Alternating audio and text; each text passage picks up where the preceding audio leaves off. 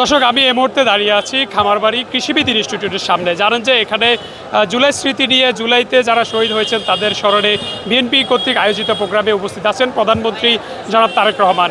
আমি যদি একটু দেখানোর চেষ্টা করি, ছাত্র দলের এবং যুব দলের অসংখ্য নেতৃবৃন্দ দাঁড়িয়ে আছে তাকে শুভেচ্ছা জানিয়ে এখন বিদায় দেওয়ার জন্য। ঠিক এই মুহূর্তে একজন আমেরিকান নাগরিক গ্যাব্রিয়েল রুথার যিনি দাঁড়িয়ে আছেন, তার সামনে আপনারা দেখছেন একটি প্ল্যাকার্ড আছে, যিনি লেখা নিয়ে আছেন যে প্রিয় প্রধানমন্ত্রী তারেক রহমান, আমার ছেলে কোথায়? Dear PM Tarique Rahman, where is my সন।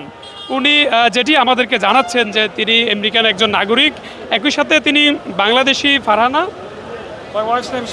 ফারহানা করিম নামে একটি মেয়েকে বিয়ে করেন এবং তার একটি বাচ্চা রয়েছে। দীর্ঘ 3 বছর ধরে তিনি তার বাচ্চা থেকে দূরে আছেন। বর্তমানে তিনি তার বাচ্চা এবং বউ একই সাথে দুজনেরই সন্তান চাচ্ছেন। যেহেতু তিনি তার সাথে কথা বলে যেটি জেনেছি যে তিনি বর্তমানে বাংলাদেশে আইনি আশ্রয় নিয়েছেন, কোনো সমাধান না পেয়ে সর্বশেষ রাস্তায় নেমে মাননীয় প্রধানমন্ত্রীর সহযোগিতা চাচ্ছেন। My name is Garrison Luttrell. One friend of mine knocked me on Facebook and told me to come stand over here, that he saw I was struggling to find my son. I've seen a great leader come to Bangladesh. As I've been here the last 3 years, I've seen everything happening. I've got the full tour, even though I've barely gone outside Dhaka. I've been busy with up to 20 cases, Bish Mamla say, kidnapping Nari Shishu's cases say, Supreme Court judgments say, Shab contempt.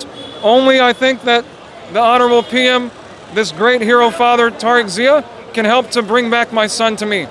Look, the country's been in a great turmoil the last few years, I think, and so things are very complicated on the road to justice. But I think the Honorable PM, Tariq Zia, can definitely help to bring back my son to me, as the Supreme Court has also ordered already to hand him over to me. Missing since June. I haven't seen him in more than 1 year. I didn't see my son. 30 June 2025. I haven't seen my son in more than 1 year.